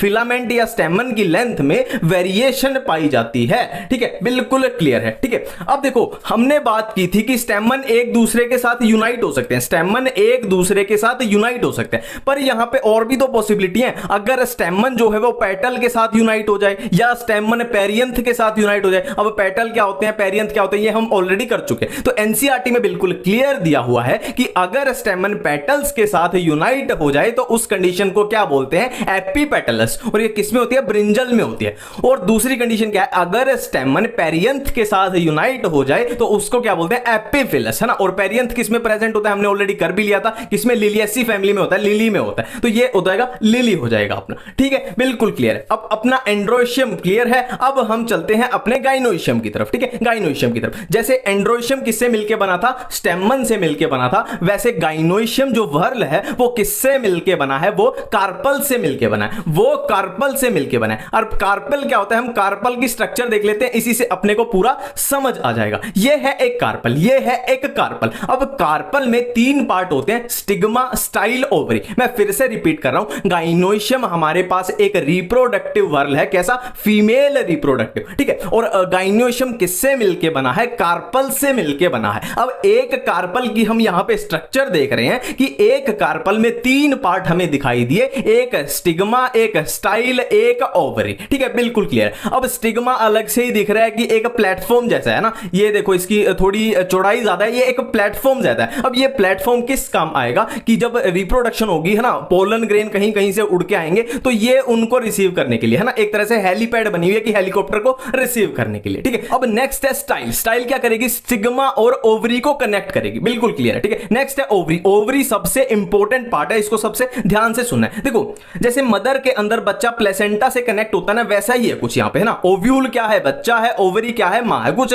इस तरीके से समझो। ठीक है, ये देखो ये है प्लेसेंटा, रेड कलर में प्लेसेंटा है, एनसीईआरटी में साफ साफ लिखा हुआ है, ये क्वेश्चन लाइक होती है, क्वेश्चन लाइक। ठीक है, और प्लेसेंटा क्या कनेक्ट करेगी, ओव्यूल को ओवरी से कनेक्ट करेगी, बिल्कुल ठीक है, बिल्कुल ठीक है। ठीक है, हम फिर से रिपीट कर लेते हैं, गाइनोइशियम मिलके बना है कार्पल से। ठीक है, गाइनोइशियम मिलके बना है कार्पल से। अब देखो जहां पे more than one carpel present होगी, देखो बहुत सारे प्लांट ऐसे होते हैं जिसमें सिर्फ एक कार्पल प्रेजेंट हो, पर ऐसे भी तो प्लांट होंगे जहां पे more than one carpel present हो। तो क्या होगा, अब दो पॉसिबिलिटी फिर से बन गई, या तो ये फ्री हैं या फ्यूज्ड हैं, या एक दूसरे से फ्री हैं या फ्यूज्ड हैं। अब देखो मैं आपको रिमाइंड करा दूं, यूनाइट होना और फ्यूज होना दो अलग चीजें हैं। ठीक है, अभी तक हम क्या कर रहे थे, यूनाइट एक साथ रहना और एक दूसरे के साथ फ्यूज हो जाना अलग चीजें। फ्यूज के लिए वर्ड यूज होता है सिन, सिन मतलब फ्यूज होना। तो मोर देन वन कार्पल्स हैं, या तो वो फ्री होंगे, फ्री होंगे तो कंडीशन क्या हो जाएगी, एपोकार्पस, जो किसमें होगी, लोटस और रोज में। और फ्यूज हो जाएंगे, फ्यूज का मतलब सिन, सिन मतलब फ्यूज हो गए, कार्पस मतलब कार्पल्स, मतलब कार्पल्स जो है वो फ्यूज हो गए। ठीक है, कौन सी में होंगे, या मस्टर्ड में होंगे, टोमेटो में होंगे। अब जो मिचेलिया और पेपेवर है वो अपने +2 में आएंगे, वहीं पे मैं आपके कवर करा दूंगा। बिल्कुल ठीक है। अब नेक्स्ट टॉपिक है प्रेजेंटेशन। ठीक है, प्रेजेंटेशन की डेफिनेशन में एनसीईआरटी वाली बोलने जा रहा हूं कि अरेंजमेंट ऑफ ओव्यूल, हमने किया था ना ओव्यूल ये और ओवरी ये, arrangement of ovule in ovary, इसको क्या बोलते हैं, प्रेजेंटेशन बोलते हैं। ठीक है, अब ये हमारे पास कितने टाइप की है, 5 टाइप की आ जाती है। क्या है, मार्जिनल, ये है मार्जिनल, ये है पैराइटल, ये है एक्साइल, ये है फ्री सेंट्रल और ये है बेसल। ठीक है, अब बिल्कुल भी इनको कुछ भी याद नहीं करना है, बिल्कुल इनके ये नाम से ही कवर हो जाएंगी। देखो ये ऐसे याद रखना है इसको कि ये सिंगल एक मार्जिन है, ये एक रिज प्रेजेंट होगी और इसी पे ये ओव्यूल लगे हुए हैं ना, दोनों साइड भी हो सकते हैं, है ना, ये है। और पैराइटल नाम से ही कवर हो रहा है। देखो पैराइटल होता है बाहर वाला पेरिफेरल एरिया और विसरल होता है अंदर वाला एरिया। तो पैराइटल मतलब पैराइटल ये बाहर वाले एरिया पे क्या है, ये ओव्यूल लगे हैं, बिल्कुल क्लियर है। और एक्साइल को ऐसे याद रखना कि एक्साइल, एक्साइल में आ रहा है एक्स, तो ये एक्स जैसी स्ट्रक्चर बनी हुई है ना, और इसमें क्या है, मल्टीलोक्यूलर ओवरी है ना, ये लिखा हुआ है अलग से। ठीक है, मल्टीलोक्यूलर तो देखने से ही पता लग रहा है, एक लोक्यूल, दो लोक्यूल, तीन लोक्यूल, बिल्कुल क्लियर है। और फ्री सेंट्रल तो देखने से ही पता लग रहा है, बिल्कुल सेंटर में फ्री पड़े हुए, कहीं से कनेक्टेड ने, सेंटर में फ्री पड़े हुए, बिल्कुल ठीक है। और देखो ये जो डिवीजन हुई है ना, ये सेप्टम से होती है, ये जो लाइन है ना, ये सेप्टम होता है। ठीक है, बिल्कुल क्लियर है। और ये है बेसल, इसको ऐसे याद रखना कि जैसे बेस में अटैच है पूरा ना, बेस में अटैच है, ये बेसल होती है। ठीक है, अब इनके एग्जांपल्स को कैसे याद करें, अब देखो प्रेजेंटेशन के एग्जांपल्स को कैसे याद करें। देखो हमारे पास प्रेजेंटेशन कौन सी थी, मार्जिनल थी, और कौन सी थी, पैराइटल थी, और कौन सी थी, फ्री सेंट्रल थी, और बेसल थी, और एक्साइल थी। ठीक है, देखो सबसे पहले marginal, M for marginal, M for मटर, M for marginal, M for मटर, मटर मतलब P, तो मार्जिनल होगी P में। नेक्स्ट है पैराइटल, देखो परिणीति और अर्जुन कपूर, परिणीति और अर्जुन कपूर की मूवी आई मस्ती जादे, परिणीति से पैराइटल, अर्जुन से अर्जिमोनी, मस्ती जादे से मस्टर्ड हो गया। तो पैराइटल किसमें, अर्जिमोनी और मस्टर्ड में। नेक्स्ट है PDF, फ्री सेंट्रल की क्या ट्रिक है, PDF, सिंपल जो PDF फॉर्मेट होती है ना, P से प्राइमरोज, D से डायंथस, F से फ्री सेंट्रल। नेक्स्ट है बेसल, देखो इस पूरी दुनिया का बेस जो है, इस पूरी दुनिया का बेस जो है वो कौन बना रहे, सूरज और चांद, है ना, और तो कुछ है ही नहीं दुनिया में, सब कुछ तो ऐसे ही है फालतू का, है ना। इस पूरी दुनिया का बेस कौन बना रहे हैं, सन एंड मून, सूरज और चांद। बेस से बेसल, सन से सनफ्लावर, और मून, M फॉर मून, ये इससे आ जाएगा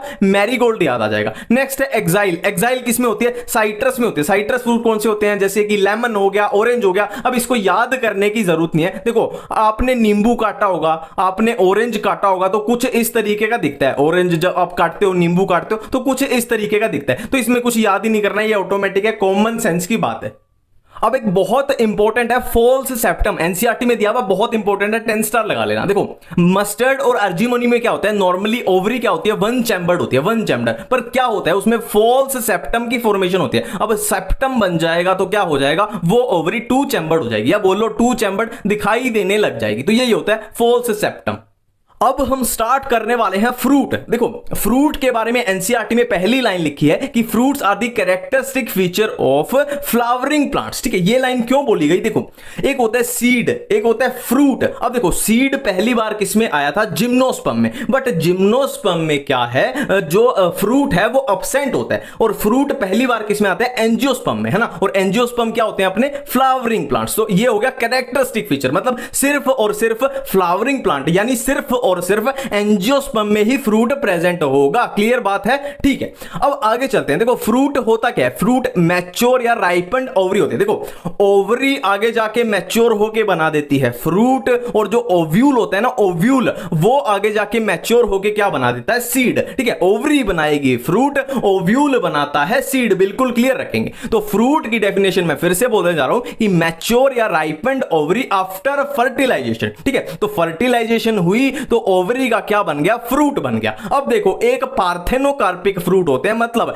ये फर्टिलाइजेशन अगर ना हो फिर भी अगर फ्रूट बन जाए तो उसको बोलेंगे पार्थेनोकार्पिक फ्रूट। पार्थेनोकार्पिक फ्रूट मतलब फ्रूट विदाउट फर्टिलाइजेशन। ठीक है, अब देखो नेक्स्ट, देखो मैंने हर फ्लो चार्ट उसी तरीके से बनाया कि एनसीईआरटी की आपकी एक एक वर्ड, एक एक लाइन बिल्कुल क्लियरली कवर हो जाए। ठीक है, देखो फ्रूट में क्या होता है, मान लो हमारे पास मैंगो है, मैंगो फ्रूट है। अब उसमें क्या होगा, उसमें सीड्स होंगे, है ना। मैंगो में क्या होते हैं, सीड होंगे, और बाकी का जो भी पार्ट बचा वो क्या होगा, उसकी वॉल। वॉल का दूसरा नाम है पेरिकार्प। बिल्कुल क्लियर है, ठीक है। अब देखो जो पेरिकार्प है, एनसीईआरटी में साफ साफ लिखा गया है कि जो पेरिकार्प है वो ड्राई भी हो सकती है और वो फ्लैशी भी हो सकती है। अब नेक्स्ट ही लाइन में एनसीईआरटी में लिखा है कि जब पेरिकार्प फ्लैशी प्लस थिक हो। मैं रिपीट करने जा रहा हूं, पहली लाइन मैंने क्या बोली थी कि पेरिकार्प ड्राई भी हो सकती है और फ्लैशी भी हो सकती है। अब नेक्स्ट लाइन एनसीईआरटी में क्या है कि पेरिकार्प जब फ्लैशी भी हो और थिक भी हो तो क्या होता है, पेरिकार्प तीन पार्ट में डिफरेंशिएट हो जाती है।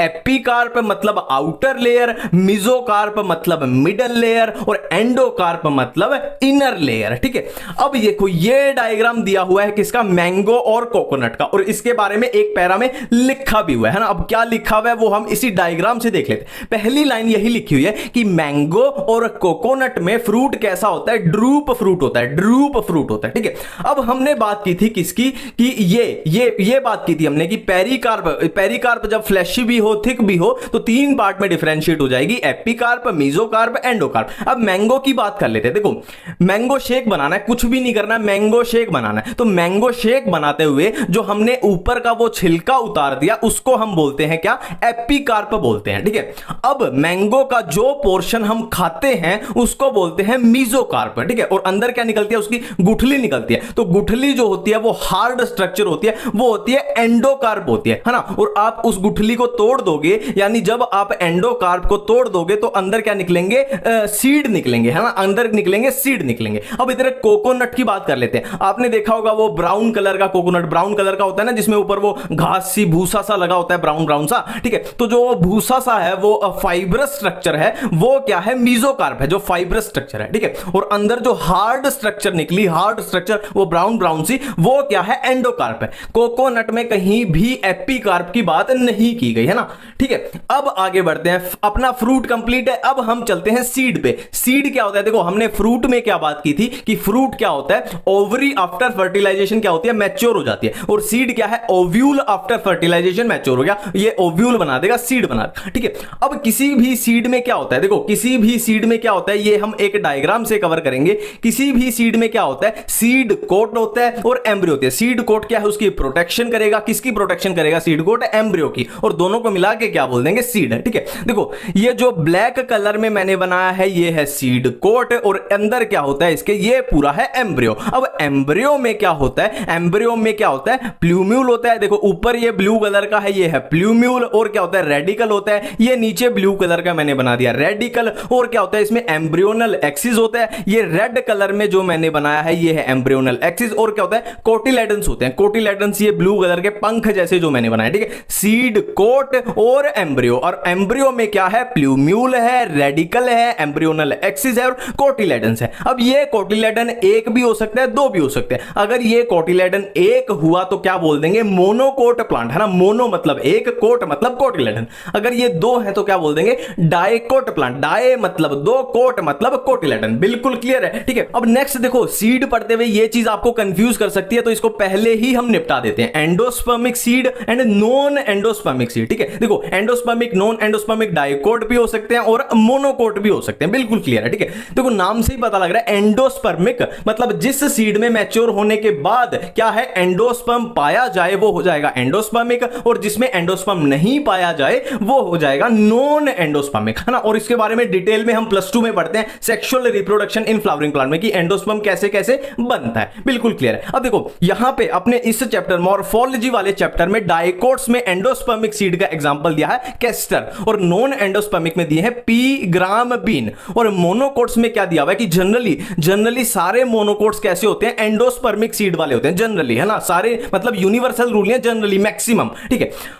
और नॉन एंडोस्पर्मिक मोनोकोट्स कौन से हैं, ऑर्किड्स होते हैं, एनसीईआरटी में साफ साफ लिखा हुआ है, ठीक है। अब हम करते हैं अपना, पहले डाइकोट सीड करेंगे फिर मोनोकोट सीड करेंगे, ठीक है। डाइकोट सीड में फिर से वही है, मैंने एक रफ डायग्राम बनाया अपनी एनसीईआरटी के, एक एक लाइन को ये कवर कर देगा, ठीक है। हमने देखो हमने क्या बात की थी सीड में, हमने क्या बात की थी, सीड में क्या होता है, सीड कोट होती है, एम्ब्रियोनल एक्सिस होता है, और क्या प्लूम्यूल रेडिकल और कोटिलेडन होते हैं, बिल्कुल ठीक ऐसे ही करना। देखो रेड कलर की जो मैंने बनाई है ये है अपनी सीड कोट, और सीड कोट के अंदर क्या है, ये है पूरा एम्ब्रियो, सीड कोट के अंदर क्या है, अपना एम्ब्रियो है, ठीक है। अब सीड कोट की जो इनर लेयर है उसको बोलते हैं टैगमन, और जो आउटर लेयर है उसको बोलते हैं टेस्टा, ठीक है, टेस्टा टैगमन, बिल्कुल क्लियर है, ठीक है। अब देखो इसमें तो याद ही हो जाएगा ना, इनर में आ रहा है एन और टैगमन में भी आ रहा है एन आ रहा है, ऐसे याद कर लेना, ठीक है। अब यहां पे एक चीजें लिखी हुई है कि जो सीड कोट है ना, इसमें सीड कोट के अंदर हाइलम एक स्कार होता है, स्कार प्रेजेंट होता है, हाइलम, ठीक है। अब देखो आप मान लो कोई भी फ्रूट है, फ्रूट के अंदर क्या होता है, सीड होता है, जैसे बच्चा अपनी मां के साथ पेट में प्लेसेंटा से कनेक्टेड होता है, वैसे ही सीड फ्रूट से कनेक्टेड होता है, किससे, हाइलम के थ्रू कनेक्टेड होता है। हाइलम एक स्कार है, स्कार ये लिखा हुआ है एनसीईआरटी में। अब एनसीईआरटी में क्या लिखा हुआ है कि हाइलम के ठीक ऊपर क्या प्रेजेंट होता है, माइक्रोपाइल प्रेजेंट होता है, बिल्कुल क्लियर है, ठीक है। अब अपने इस एम्ब्रियो में आ जाते हैं। अब एम्ब्रियो में हमने क्या क्या किया था कि एम्ब्रियोनल एक्सिस होगा, जो ये मैंने रेड कलर में बनाया है, और क्या होगा, ऊपर की साइड क्या होगा, प्लूम्यूल होगा, नीचे की साइड रेडिकल होगा, है ना। हमने बात की थी कि प्लूम्यूल से क्या निकलेगा, ऊपर स्टेम बन जाएगी, और रेडिकल से नीचे क्या बन जाएगी, रूट बन जाएगी, तो इस तरीके से पूरा प्लांट बन जाता है, ठीक है। और ये क्या है, साइड में डाइकोट प्लांट है, तो दो प्रेजेंट होंगे क्या, कोटिलेडन्स, बिल्कुल क्लियर है। डाइकोट सीड में बिल्कुल कोई भी कंफ्यूजन है ही नहीं। डाइकोट सीड के बाद बात करेंगे हम मोनोकोट सीड के बारे में, ठीक है। जो ये एक आपका डायग्राम है, इसी से हम पूरी मोनोकोट की एक एक लाइन, एक एक वर्ड जो एनसीईआरटी में लिखे हुए पूरी इसी से कवर कर लेंगे। ये मेज का डायग्राम है, मेज का, ठीक है। अब देखो इस डायग्राम में क्या बताया गया है, देखो सीड के बाहर क्या होती है, सीड कोट होती है। अब इसमें क्या है, सीड के बाहर देखो, टेक्निकली आप सोच के देखो, सीड के बाहर क्या होना चाहिए, फ्रूट ही तो होना चाहिए, फ्रूट है ना। तो इसमें क्या है, जो सीड कोट है वो फ्रूट वॉल के साथ फ्यूज हो गई है, ठीक है। बाहर क्या है, seed coat and fruit wall, seed की जो कोट है वो फ्रूट की वॉल के साथ फ्यूज हो गई है, पहली बात, है ना। दूसरी बात देखो हमने क्या बात की थी, ये मेज है, मेज क्या है, देखो मोनोकोट है, तो हमने बात की थी जनरली मोनोकोट्स में क्या है, सीड कैसा होता है, एंडोस्पर्मिक होता है जनरली, है ना, मैक्सिमम केस में, ठीक है। देखो अब यहां पे ये एंडोस्पर्म को दिखाया गया, ये है पूरा एंडोस्पर्म, और ये क्या है, अपना एम्ब्रियो, ये एंडोस्पर्म और ये अपना क्या है, एम्ब्रियो, बिल्कुल क्लियर है, ठीक है। देखो अब यहां पे एक इंपॉर्टेंट लाइन एनसीईआरटी में लिखी गई है कि एंडोस्पर्म और एम्ब्रियो को एक प्रोटीन लेयर, जिसको बोलते हैं एल्यूरोन लेयर, ये डब्बे से बने हैं, ठीक है। मैं फिर से रिपीट कर रहा हूं, एंडोस्पर्म और एम्ब्रियो को एक प्रोटीन लेयर जिसका नाम है एल्यूरोन लेयर, वो सेपरेट करती है, बिल्कुल क्लियर है, ठीक है। अब एंडोस्पर्म में इतना क्लियर है। अब हम आ जाते हैं अपने एम्ब्रियो में, ठीक है। तो अब देखो ये कौन से हैं, मोनोकोट हैं। मोनोकोट मतलब यहां पे एक कोटिलेडन प्रेजेंट होगा, तो इसका एक कोटिलेडन जो होता है उसको बोलते हैं स्क्यूटेलम। स्क्यूटेलम क्या होता है, मोनोकोट का कोटिलेडन होता है, ठीक है। अब क्या होता है, हमने क्या किया था, एम्ब्रो में क्या होता है, प्लूम्यूल होता है, ये प्लूम्यूल हो गया, और क्या होता है, रेडिकल होता है, ये रेडिकल होता है, ठीक है। अब प्लूम्यूल एक शीथ में प्रेजेंट होता है जिसको बोलते हैं कोलियोप्टाइल, और रेडिकल भी एक शीथ में प्रेजेंट होता है जिसको बोलते हैं कोलियोराइजा, ठीक है। मैं फिर से रिपीट कर देता हूं, ये मेज का डायग्राम है, एनसीईआरटी में दिया हुआ है, और इसके थ्रू हम अपना मोनोकोट सीड कवर कर रहे हैं। और मोनोकोट सीड में हमने बात की थी, जनरली मोनोकोट्स में एंडोस्पर्मिक सीड होता है ना। और हमने क्या बात की कि इसमें जो फ्रूट की वॉल है ना, जो फ्रूट की वॉल है वो सीड कोट के साथ फ्यूज हो चुकी है, बिल्कुल क्लियर है, ठीक है। और इसमें हमने क्या बात की, एंडोस्पर्म प्रेजेंट है, और ये क्या है, इधर अपना एम्ब्रियो है, और एंडोस्पर्म और एम्ब्रियो को क्या सेपरेट कर रहा है, एक प्रोटीन लेयर सेपरेट कर रही है जिसको हम बोलते हैं एल्यूरोन लेयर। और हम एम्ब्रियो में जैसे डाइकोट्स में बात कर चुके हैं कि क्या होता है, कोटिलेडन प्रेजेंट होते हैं। अब ये है किसका, मोनोकोट का। मोनो मतलब वन, कोट मतलब कोटिलेडन, मतलब इसमें एक कोटिलेडन प्रेजेंट होगा जिसको बोलेंगे स्क्यूटेलम, जिसको बोलेंगे स्क्यूटेलम, ठीक है। और क्या होता है एम्ब्रियो में, क्या होता है प्लूम्यूल होता है, और क्या होता है रेडिकल। प्लूम्यूल क्या बनाएगा, स्टेम बनाएगा, और रेडिकल क्या बनाएगी, रूट्स बनाएगी, ठीक है। अब प्लूम्यूल एक शीथ में प्रेजेंट है जिसको बोला हमने कोलियोप्टाइल, और रेडिकल भी एक शीथ के अंदर प्रेजेंट है जिसको हमने शीथ को बोला कोलियोराइजा। बिल्कुल क्लियर है। अब हम बात करने वाले हैं प्लांट फैमिलीज के बारे में, और फैमिलीज के बारे में बात करने से पहले हम बात करेंगे फ्लोरल फॉर्मूला में, है ना, जो सिंबल दिए हैं। देखो अभी तक हम यही पढ़ते आ रहे हैं ना, कैलाइक्स, कोरोला, एंड्रोशियम, गाइनोशियम, पेरियंथ, और क्या है बाइसेक्सुअल, मेल फीमेल, ये तो सिंपल है। एक्टिनोमॉर्फिक, जाइगोमॉर्फिक, यही तो पढ़ते आ रहे हैं हम, है ना। तो सिंपल है, इनके सिंबल थोड़े थोड़े से कॉमन से ही है वैसे। K फॉर कैलाइक्स हो जाएगा, C फॉर कोरोला हो जाएगा, A for androecium, G for gynoecium, P for perianth. ये मेल का होता है, ये फीमेल का होता है, और ये दोनों एक में हो जाए तो बाइसेक्सुअल हो गया, है ना। और ये एक्टिनोमॉर्फिक हो गया, और ये जाइगोमॉर्फिक। बस इतने से आपको सिंपल से याद रखना है, ठीक है। अब देखो गाइनोशियम, एक मजे की बात आती है, अगर गाइनोशियम, ये G फॉर गाइनोशियम था, अगर G के नीचे एक डंडा हो, मतलब क्या कहना चाह रहा है वो कि G फॉर क्या है गाइनोशियम, मतलब उसमें होगी ओवरी, मतलब ओवरी ऊपर है, यानी सुपीरियर कंडीशन, है ना, सुपीरियर ओवरी है। अगर G के, दूसरी कंडीशन है, अगर G के ऊपर डंडा हो, डंडा रिप्रेजेंट कर रहा है फ्लावर के दूसरे पार्ट्स को, G के ऊपर अगर डंडा सा लगा हुआ है तो मतलब बाकी पार्ट से नीचे है ओवरी, तो मतलब इंफीरियर ओवरी आ जाएगी। बिल्कुल सिंपल है, ठीक है। अब देखो अपनी एनसीईआरटी में कौन सी फैमिली दी हुई है, फेबेसी फैमिली दी हुई है, सोलेनेसी फैमिली दी हुई है, और लिलिएसी फैमिली दी हुई है। जो आपको चीजें याद करनी है वो ये है ना, ये चीजें आपको याद करनी है, और एक आपको इनके फ्लोरल फॉर्मूला याद करें। देखो फ्लोरल फॉर्मूला की ट्रिक मत बनाना, क्योंकि वो भूल जाओगे, वो आपको याद करने ही पड़ेंगे, है ना, वो याद करने ही पड़ेंगे, उसमें कुछ नहीं हो सकता। और ट्रिक बनाई तो मैं बोल रहा हूं गड़बड़ी करके आऊंगा, और बस याद जो करनी है आपको ये चीजें, इनफ्लोरेसेंस फेबेसी में रेसमोस, और बाकी दोनों में साइमोस। फ्रूट फेबेसी में लेग्यूम, सोलेनेसी में बेरी और कैप्सूल, लिलिएसी में कैप्सूल। सीड फेबेसी में नॉन एंडोस्पर्मिक, और इन दोनों में एंडोस्पर्मिक, ठीक है।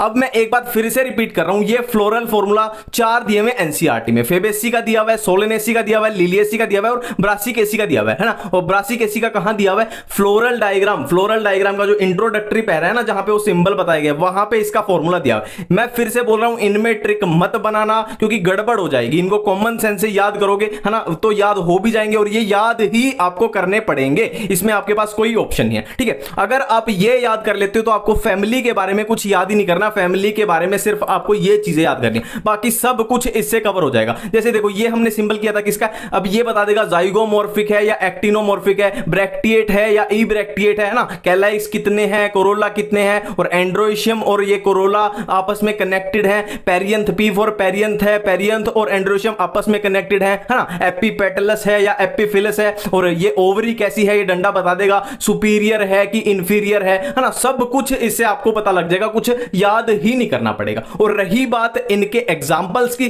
तो वो मैं ट्रिक से याद करवा दूंगा, एक एक एग्जांपल जो एनसीईआरटी में दिया है, फेबेसी के, सोलेनेसी के और लिलिएसी के। सबसे पहले है सोलेनेसी फैमिली, ठीक है। इसको कैसे याद करना है, देखो सोलन आपको पता है हिमाचल प्रदेश में एक डिस्ट्रिक्ट है, एक जिला है सोलन, आप नेट पे आप चेक भी कर सकते हो। तो सोलन का जो आशीष था, सोलन का रहने वाला था आशीष, तो आशीष ने क्या किया, वो आलू बैंगन की सब्जी खा के सिगरेट यानी टोबैको पीने गया, ठीक है। तो इससे क्या हुआ, वो आलू बैंगन खा के जो सिगरेट पीने गया, इससे क्या हुआ, उसके पेट में दर्द हो गया, पेट या बेली मान लो ना, पेट या बेली में दर्द हो गया। तो सोलन का आशीष जब आलू बैंगन की सब्जी खा के टोबैको यानी सिगरेट पीने गया, तो उसके पेट या बेली में दर्द हो गया, ठीक है। अब देखो सोलन से है सोलेनेसी, ये सबसे इंपॉर्टेंट पार्ट होता है कि किस चीज की ट्रिक है, ये भी इन्वॉल्व करो हमेशा ट्रिक में, ठीक है। तो सोलन से याद आएगा कि ये ट्रिक है सोलेनेसी फैमिली की। आशीष से क्या है, अश्वगंधा, आलू बैंगन। अब आपके घर में जब आलू बैंगन की सब्जी बनती है तो उसमें क्या क्या डलता है, देखो आलू बैंगन है तो आलू यानी पोटैटो डलेगा, बैंगन यानी ब्रिंजल डलेगा, और क्या डलता है, टमाटर यानी टोमेटो डलते हैं, मिर्च तो डलेंगी सब्जी में, है ना, चिल्ली हो गई, ठीक है। अब सिगरेट टोबैको से आ जाएगा डायरेक्ट टोबैको,